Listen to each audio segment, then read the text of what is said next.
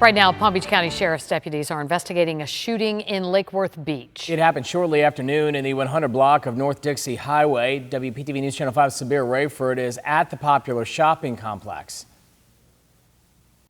PBSO says one man was found sitting in his car with a gunshot wound here in this parking lot and was taken to the hospital. PBSO responded to the shooting around noon today. The scene temporarily shutting down this Starbucks as customers waited outside yellow police tape. Not long after, PBSO's helicopters was seen flying above the scene.